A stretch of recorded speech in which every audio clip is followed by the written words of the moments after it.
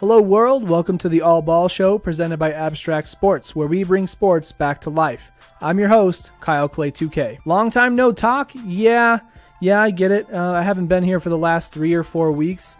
I've just been dealing with this thing called that adult life. Whatever that is. In all honesty, I've just been dealing with health insurance premiums going up, forcing me to renew to a plan where I pay a little bit more per month and I get worse coverage. Thanks a lot, American Healthcare. Thanksgiving was a week ago today, hashtag Throwback Thursday. I hope you all had a great holiday with your friends and family all around you. I know I did. Also, the day after Thanksgiving is typically the day that my wife and I and her family go hunting for a Christmas tree up in the woods.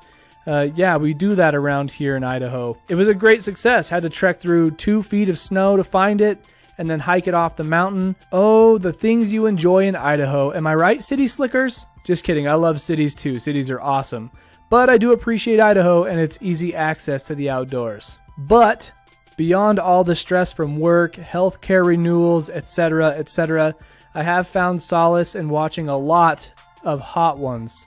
If you don't know what Hot Ones is, it's a YouTube series on the First We Feast YouTube channel where they have celebrity guests on and they interview them while they eat hot wings.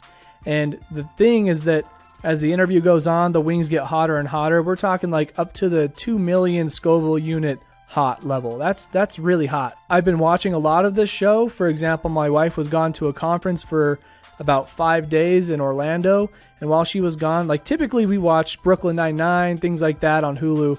But while she's gone, I just sit there and Chromecast YouTube videos from the bed all night long. It's amazing. Not to say that watching Brooklyn Nine-Nine with my wife isn't a good time, because it's a good time. Brooklyn Nine-Nine's a good show. Actually, Terry Crews from Brooklyn Nine-Nine was on an episode of Hot Ones, and he's one of my favorite episodes. Right now, it just sounds like I'm shouting out Hot Ones, and it sounds like I'm paid to do this, but that's definitely not the case. I'm just trying to give you guys an update on my life, and Hot Ones has had a big part to play in my life these last few weeks. I don't know why, but recently I've become obsessed with hot wings, because watching this show, they've gotten me into eating traditional bone-in wings. I never used to like that because I like things spicy. I like it hot. I like to have boneless wings for that so I can cut them up, get them in my mouth, and not get the hot sauce on my face because it burns. But watching this show makes me crave bone-in traditional wings. I don't know why. It's just a different experience eating the wing that way, and I've grown to love it, actually. And so since then, I've been eating wings anywhere, any place I can find them. Obviously going to Buffalo Wild Wings. Recently I had their mango habanero and their wild wings. I have to say, mango habanero, being the third hottest on their list, was much hotter than the wild, which is one off from the blazing sauce. But mango habanero at Buffalo Wild Wings, really tasty, but very fiery. Probably the hottest thing I've ever eaten in my life overall. I mean, I've had some really hot sauces with my buddies, but nothing compares to that of the mango habanero buffalo wing at Buffalo Wild Wing. But anyways, go check out Hot Ones. It's a great show. It's something I've been watching a lot of lately. And they actually, for the Thanksgiving special, they had Blake Griffin on there. And it was a really good one too. But I have to say, Terry Crews, that one's hard to beat. Speaking of Blake Griffin, it's about that time to start talking about some basketball topics. Talking about some basketball news. Talking about the best sport in the world. It's basketball. Let's do just that, all right? Let's go.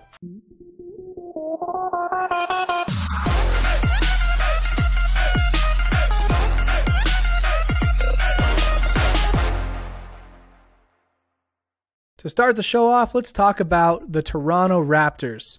The 18-4 Raptors are off to their best start in franchise history, and that's saying a lot since they finished at the top of the Eastern Conference last year, ahead of the Cavs, ahead of the Sixers, and ahead of the Boston Celtics. All very good teams last year. Speaking of the Raptors, I had to defend myself in a YouTube comment for the first time ever in my life after I published the Toronto Raptors episode of the NBA preview show.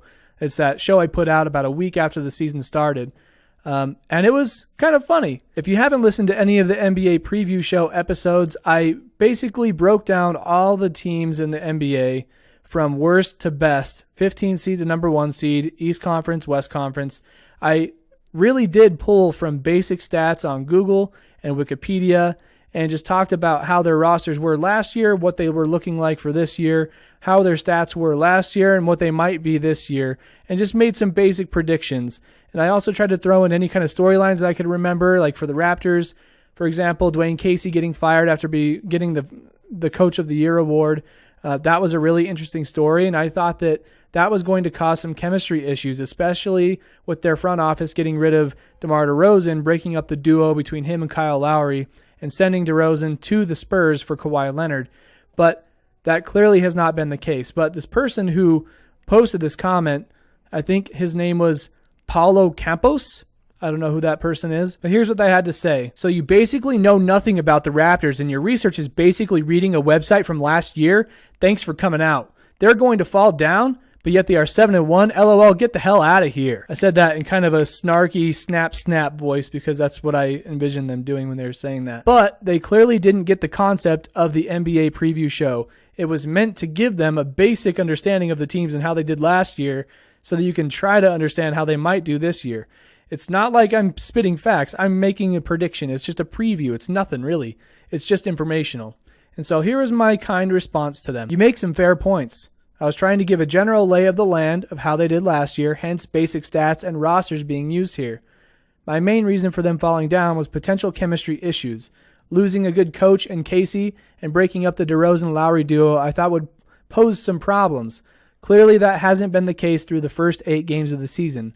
Kawhi is killing it. And that's true. I'm being honest. Like, sure, my prediction wasn't accurate. It still isn't accurate. The Raptors are 18-4. But dude, it was an honest preview. I was just giving a basic preview, and this person come at me. And I'm not getting my feathers rustled up or anything like that. I had to point out the first time I've ever been come at on YouTube. And it feels good, man. It feels good. So I appreciate the comment, Paulo.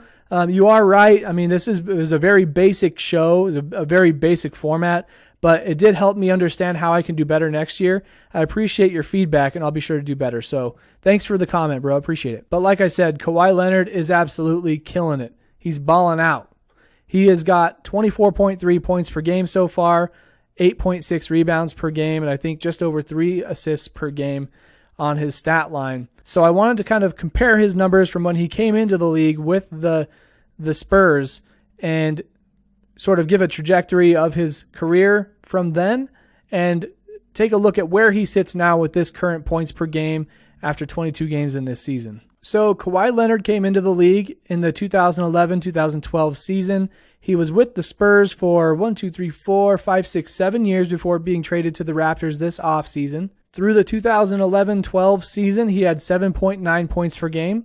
Then the next year he went to 11.9, 12.8, 16.5, 21.2, and then 25.5 in the 2016-2017 season. That's where he has peaked. But he had a very, very quick but steady growth up to that level from 7.9 points per game 5 years prior. So his peak was at 25.5. The following year, he only played 9 games, and he had that torn muscle, I think is what it was, torn quad muscle. I don't remember exactly what it was, but he only played 9 games. In those 9 games, he averaged 16.2, so his numbers dropped off a little bit. But right now, after 22 games in this season, he's averaging 24.3. He's averaging the most rebounds per game than he ever has in his career, and this is his second best assist average in his career. But yet again, we were only 22 games in the season. So going back to my prediction in the NBA preview show, it's looking like the Raptors aren't going to fall off quite as much. Turns out the chemistry issues aren't as much of a problem with a guy like Kawhi, who is a pretty soft-spoken dude anyway. Feels like he can just fit into any team really just because he's a talented guy, and his skills just help everybody else on the court, and it's been doing well for the Raptors so far. Since we're talking about hot teams in the Eastern Conference, let's just take a look at how each team is performing compared to last year's standings, starting with the Eastern Conference. So we already talked about the Raptors. They topped the Eastern Conference last year with a record of 59-23. They are holding the top spot right now. It's just interesting because it's a different team, different coaching staff, all that. But they're at 18-4, as I previously mentioned, and they're ahead of the Bucks by 3 games. The Bucks are up 5 spots from last year. They took the 7 seed going into the playoffs and they ended up playing the Celtics in the first round and they got eliminated in 7 games. So right now they're sitting number 2 in the Eastern Conference. You have the 76ers in the 3rd spot right now, and last year they finished in the 3rd spot as well with a record of 52-30, and right now they're sitting 15-8. The 76ers are an interesting story too because they acquired Jimmy Butler a couple weeks back from the Minnesota Timberwolves, and he's clearly impacted them in a big way. Within 8 days of him being on the team and suiting up as a 76er, he hit 2 go-ahead shots with less than 0.5 seconds in the game. I think one was 0.3, one was 0.4. So the dude's killing it in Philly. The Indiana Pacers are in the 4th spot right now with a record of 13-8. Last year they took the 5 seed. They ended up going on to play the Cavaliers in the first round of the playoffs, and they got eliminated in a Game 7 of the first round. So right now, Pacers number 4, they're up 1 spot. Good for them. Victor Oladipo doing work over there. The Detroit Pistons, this one is kind of surprising, but not really because they have Blake Griffin on their squad. I think the Andre Drummond-Blake Griffin pair has been really good for the Detroit Pistons, but they are up 4 spots right now. Last year they ended up with a 39-43 record. Right now they're sitting 11-7. Good for them. The Hornets are up 4 spots from last year. They took the 10 seed last year, missed the playoffs by about 6 games, and this year they're sitting just above 50% winning percentage at an 11-10 record. And partially that's to blame because of Tony Parker going there, but no, not really. It's Kemba Walker. This dude put up 103 points across 2 games. That's insane. Dude's been going off. I think he's been showing his true potential this year. If he can keep that kind of work going, I think that they could land a playoff spot. But there's still some tough teams that are still figuring it out that are coming up right behind them. For example, the Boston Celtics. They've been having troubles meshing Gordon Hayward back into the lineup. They're 11-10 as well, sitting in the 7th spot. Right as we sit, they have dropped 5 spots, but I think the Celtics are going to bring it around somewhere mid-season and power through the All-Star break and end up in one of the top 4 spots. That's my prediction. The Orlando Magic currently sitting in the 8th seed of the Eastern Conference. Last year they finished second to last with a record of 25-57. So good for them on being almost 50%. If they can hang around that middle pack, they might be able to fight for a playoff spot. Aaron Gordon and those guys have been doing a really good job. I look forward to seeing how things end up for them down the road. The Wizards, this is a team that's been facing some criticism, talking about how they need to break up the John Wall, Bradley Beal duo. They just aren't meshing together right now. Their record's 8-13, but it's still early in the season. It's kind of hard to say that they're going to not be a contender, but things have been not really working out for them over the last several years. So people are wondering if those two are going to break up before the trade deadline hits. But they're in the 9th spot right now. Last year they took the 8 seed, so they're down 1 spot from last year's standings. The Brooklyn Nets right now are in the 10th spot in the East, record of 8-14. Last year they ended up in the 12th spot with 28-54 records, so they're up 2 spots. Good for them. However, they did lose one of their players in Karis LeVert to a pretty serious leg injury. I think it was not as serious as everybody thought it was initially, but it's still pretty bad. I think the dude was carted off the court. So hope that he can recover quickly, and I don't know if he'll be able to impact them this season, but next year hopefully he comes back strong and he can help improve upon this Brooklyn Nets team. The Miami Heat are sitting in the 11th spot, 7-13 record. That's a 35% winning percentage. Last year they ended up in the 6th spot, which to me I thought was kind of surprising, but they have dropped 5 spots from last year's standings. Dwayne Wade did have a breakout game somewhat recently. I believe it was a 30-plus, maybe even 40-plus points game. Pretty big for a guy coming off the bench. I think it was like 35 points. So that was one bright spot. Other than that, they're kind of struggling. Then you have the New York Knicks, 7-16. Last year they were the 11 seed. This year they're the 12 seed. So they've dropped 1 spot so far. Again, pretty hard to say that they're going to end up there. It's still a young season, and a lot of teams that are within reach. That's just the Knicks way right now, I think. Just lower end of the pack, struggling to climb. That's a good way to put it. The Chicago Bulls aren't nearly what they were when they had Jimmy Butler a few years ago. They're 5-17 right now, and they're in the same position they were at the end of last year's standings, so the number 13 spot. The Atlanta Hawks, number 14 right now. They were 15 last year. They took dead last in the Eastern Conference. They're second to last right now with a record of 5-17. Man, they need to figure it out. But that guy, Trae Young, that rookie, he has had some games where he's been lights out. He's had a couple double-doubles. I think he may have had a triple-double, but he's been showcasing his greatest ability, and that is to shoot the ball. And for a guy his size, he's been able to get to the rack too and finish. So I hope the best for that kid. I think he's going to be great. And then you have that team who used to be the number 4 seed last year, used to have a guy named LeBron James on their squad, and now they're sitting last in the Eastern Conference. This is very typical of any team that LeBron has left. Whenever he left a team, that team tanked the following year, and not on purpose. I mean, this team, the Cleveland Cavaliers, they had a pretty decent squad. In my preview show, I remember talking about them, saying that they had a lot of good parts still, and they might be able to fight for a playoff spot if they can get it together without having their main leader there. But clearly without him there, they have crumbled. And in that note, they have just traded Kyle Korver over to the Jazz for 2 future early round picks in the draft. Kyle Korver goes back to the team where he started, and the Cavaliers have one less weapon. So they're clearly in rebuilding mode already. I mean, it's only 22 games in, and they're 20 games for them, and they're looking at, okay, how can we put together a team that can be contending in the next couple of years? So feel bad for the Cavaliers, but they did get that championship, and when LeBron came back and played in Cleveland as a Laker recently, I think that he was received pretty well. Mark Jackson didn't think so in the commentator booth. He was basically saying, like, this guy brought you a championship. It's something you didn't have for decades. I feel like that when he comes out on the court, you should be applauding him. And I agree. I mean, I wasn't there. I couldn't really feel the crowd. But when they played a tribute video after the first quarter, the crowd really got into it. LeBron gave a little thank you, appreciate you, love you. I mean, it's his hometown, so what can you say? I don't know if the Cavs are going to pull it off this year. They're clearly in rebuilding mode, sending off some of their parts for future parts.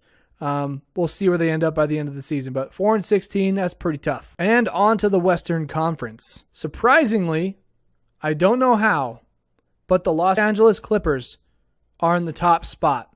I'm going to say it's coaching, but they do have a guy named Boban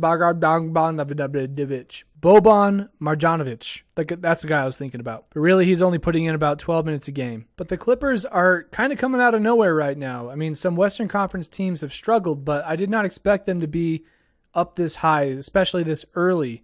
But they have Patrick Beverley, an elite defender, Avery Bradley, Danilo Gallinari, Shai Gilgeous-Alexander, Marcin Gortat, Montrezl Harrell, Tobias Harris, Boban, Luke Mbamute, Jerome Robinson, Mike Scott, Milos Teodosic, Sindarius Thornwell, Tyrone Wallace, and Lou Williams. Lou Williams been going off for those guys.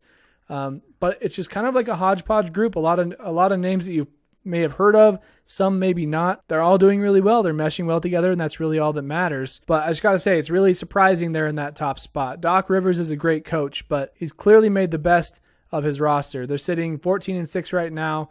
They're in the number 1 spot. Last year, they were in the 10th spot, so up 9 spots. Good for them.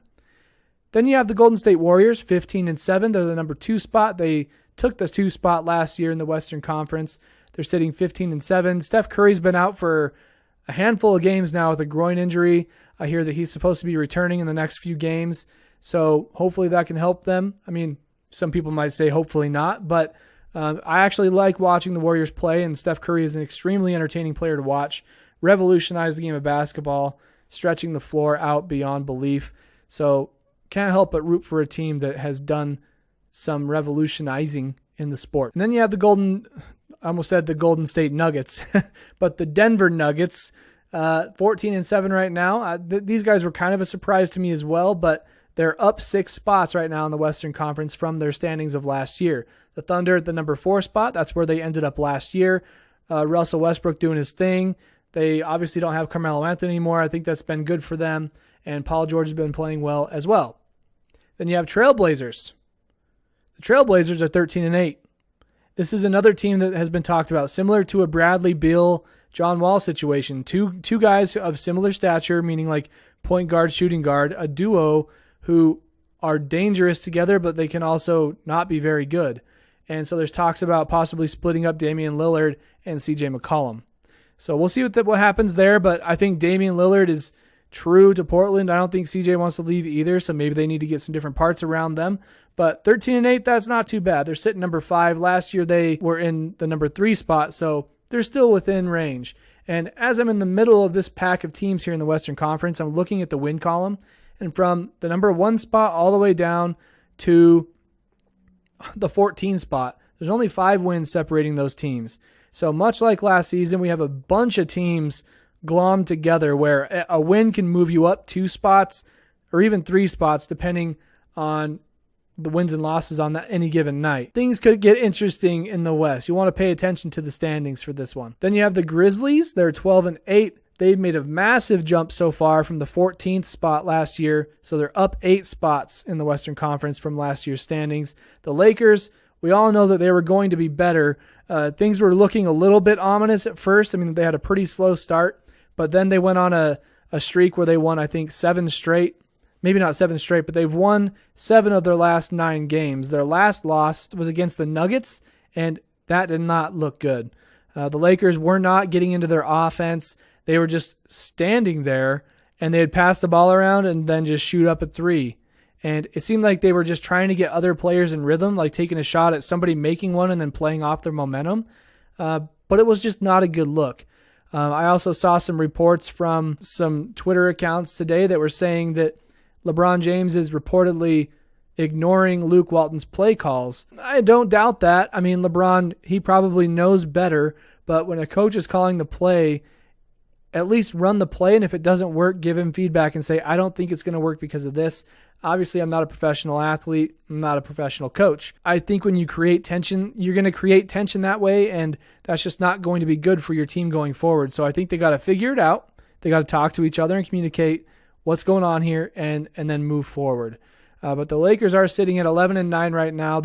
Their hot streak of late has brought them above 50%. It's their hottest start since like 2 or 3 years ago. So things are looking pretty promising, especially when you have a guy named LeBron James on your team. I mean, the Lakers last year ended up in the 11th spot, 35-47. Right now, 11-9. So things are looking pretty good for them. My prediction was for them to be between a 2 and a 6 seed, with the thought that the playmaking ability of players like Lonzo and Kyle Kuzma, but also the scoring ability of Kuzma and Hart and LeBron. I can't forget Rondo. I mean, he's injured with a broken hand, but the playmaking ability of him and Lonzo mixed with the scoring talent that's around them, I expect them to improve this year and get a playoff spot. Then you have the Dallas Mavericks. They had a really huge win against the Utah Jazz. I think it was like their biggest win in franchise history. It was by like 50 points or something like that. It was pretty nasty. But they're 10-9 right now. And last year they were in the 13th spot overall, so they're up 5 spots. Good for them. New Orleans Pelicans are 11-11 right now, 9th spot for the time being. They're down 3 spots from last year, but I think Anthony Davis will turn it up and try to fight for a playoff spot this year. I think they'll get one. I mean, I don't think the Trailblazers or the Grizzlies really belong where they are right now, not even the Nuggets. I think as the season goes on, we'll see the Pelicans rise up a little bit. Then you have the Timberwolves. They lost Jimmy Butler, but they'd still have Derrick Rose, Andrew Wiggins, Karl Anthony Towns, and guys like that. Young, talented guys who have been performing, have proved themselves in the NBA. So I think they're going to be just fine. It's going to be a struggle for them to find a playoff spot with all of the veteran leadership on all these other teams and star power, but it's going to be a great experience for them to try and fight against those teams. The West is a lot stronger now with LeBron over here, so we'll see what they can do. But last year, they ended up in the number 8 spot. Right now, they're number 10, so down 2 spots from last season. And then the Sacramento Kings. They're also 50% winning percentage, 10-10. Last year, they finished 12th overall. This year, right now, they're in the 11th spot, 20 games in. The Spurs with DeMar DeRozan, not Kawhi Leonard, they are 10-11, sitting at the 12th spot. Last year, they were in the 7th spot, so down 5 spots. DeMar DeRozan has shown that they can succeed with him over there. I just think that it's everybody else around him that needs to pick it up. Then the Jazz. These guys, they're kind of falling off right now. I know that Donovan Mitchell has struggled this year with his shooting, and he's also had some injuries kind of pop up. He tweaked his hamstring. He was out of game, things like that. And that's probably hurting them, but that game against the Mavericks where they lost by like 50 points or whatever it was, that was a nasty loss. I'm pretty sure that's pretty demoralizing to go. I mean, it was on the road. It was in Dallas. But to go on the road and lose like that, that's a morale hit. And they've got to find a way to recover. And I think Quinn Snyder knows how to make that happen. Just for that to happen early in the season, it's like a buzzkill because you're trying to get going hot and then that happens. So I think they'll turn it around. My prediction was that they were going to be in the playoffs, I think. But they've got a lot to get through, a lot to sift through. But I do think they belong above the Kings, above the Timberwolves, above the Mavericks, and above the Grizzlies. We'll see if that comes to fruition. And now the Rockets. This is the craziest thing, but it is still early. Don't get me wrong. They're 9-11 right now. The Clippers are in the number 1 spot in the West at 14-6. So they're only 5 games back from number 1. So we can't get too delusional with this separation here. But the Rockets were number 1 last year, as we all know, 65-17, had a bust-out season with James Harden being the MVP, being the number 1 seed. They went all the way to the Western Conference Finals, only to get eliminated in Game 7 against the Golden State Warriors. This year, they have Carmelo Anthony. They're super excited to try and work him into their offense, bring him off the bench. But when he comes in and plays, I saw that he had a couple of games where he just shot terrible. He didn't score anything. He had a ton of minutes. He had one game where he was 1 for 11, and the game wasn't even over. So I just don't think he's fitting in there, and his agents know he's not fitting in there. So there have been reports, as you may have heard if you're following the NBA news and media, that he is trying to find a different spot in the NBA and trying to find a deal to get there. Probably in a spot where he can be in a leadership role, shooting the ball a lot where it's not really going to hurt the team. But if it helps the team, awesome. Because I think that's what he wants to do, is he wants to continue shooting the ball. That's what he loves to do. But it just hasn't turned into wins, and it's unfortunate. Again, I think Carmelo Anthony is the most overrated player. He's the most overrated player in the NBA. And I think that's saying that now sounds like I should have been saying it 2 years ago. Well, I was saying it 2 years ago. He's an overrated player, but I think he is partially to blame that they are 9-11 because they had high hopes on him. They relied on him quite a bit, and he hasn't performed. So what do you do when you don't perform? Move on. You gotta put him on the bench or get rid of him for somebody else. You gotta do something. And now the Suns. With DeAndre Ayton and Devin Booker, they haven't really been able to overcome the teams they've played against. In conference, they've played 13 games in conference out of their 21, and their conference is stacked. So let's not chalk that up as, they suck. It's like, no, they're just going against better teams. They're 3-10 in their conference. Oh man. They're 1-10 on the road. I'm sorry, man. That's bad. But hey, the Eastern Conference is also pretty good. You know it's bad when you're the 15 seed and the seed above you is the team who was number 1 last year, the Houston Rockets. But the Suns are 15 right now. They were 15 last year, so nothing new there. The Rockets really got to figure it out. All right, well, since it's a quarter of the way through the season, I thought it made sense to do a quick rundown of where the teams are sitting compared to last year. I hope that helps keep you guys up to date on how things are looking in the NBA, just a general picture. But if you want to just stay up to date, go check out the NBA standings. You can Google NBA standings, pull them up, and it's really easy to view all the stats. That's what I'm going off of right now. Looking at this right now and talking about it, it's really crazy how much of a shakeup there's been, especially in the West. Teams who were supposed to perform really well have fallen off, and teams who have been predicted to perform terribly have shown up and done something. So things are a little bit interesting. And so I'm looking forward to see how these, especially the Western Conference, how these conferences shake down towards the All-Star break. I think some teams are going to build some momentum and get a good bunch of wins up until that point.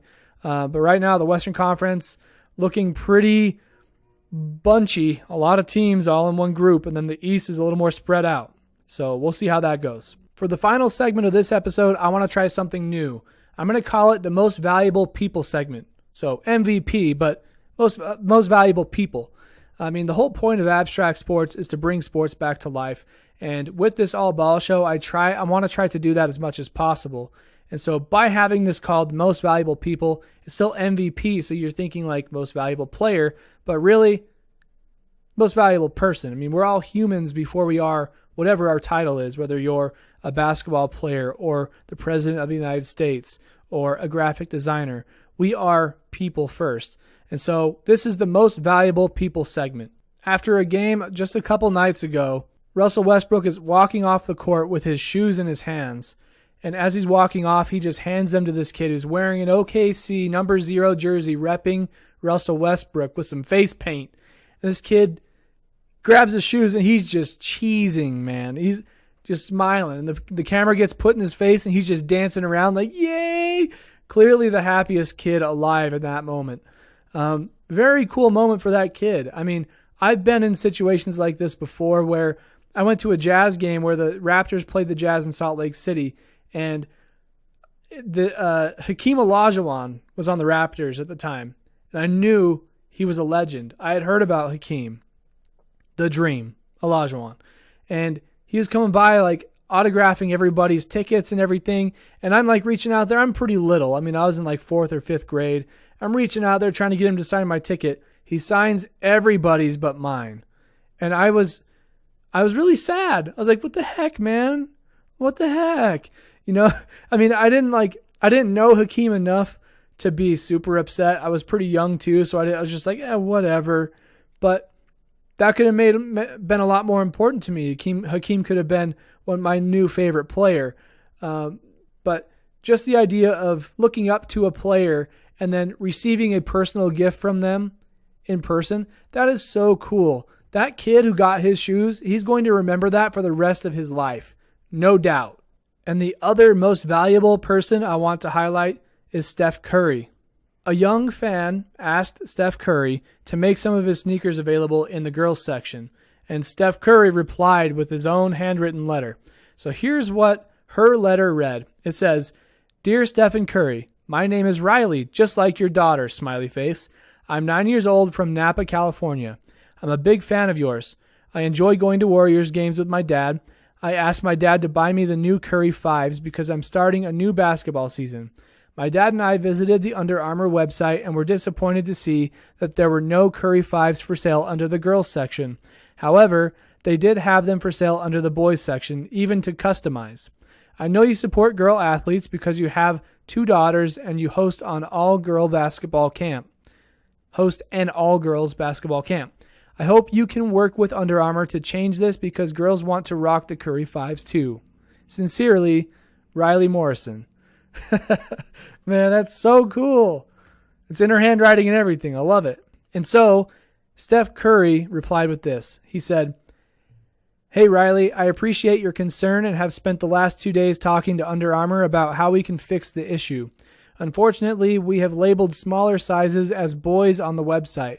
We are correcting this now. I want to make sure you can wear my kicks proudly, so I'm going to send you a pair of Curry 5s now, and you'll be one of the first kids to get the Curry 6. Lastly, we have something special in the works for International Women's Day on March 8th, and I want you to celebrate with me. More to come on that, but plan to be in Oakland that night. All the best. #RuinTheGame. Stephen." That's cool stuff right there too. Like, that gives me chills just reading it, because not only is this girl getting a handwritten letter back from somebody she looks up to in such a big way, but she is very aware of the situation that he supports female athletes and that she noticed something in their marketing and their advertising that they're not marketing to girls. And I know they're probably doing that for a reason, probably because they sell more to men, but it does make sense to have a women's section. Just put the same products in there, man. Just put the same products in there. Just label it women. So that's really cool on that girl's part. I'm sure that her dad and her talked about it and they devised a solution and they put it in a letter and sent it to Steph Curry himself. So cool that he responds to that, man. Back in middle school, one of our projects was to write a letter to our idol. And we can pick multiple idols and send as many letters as we wanted to.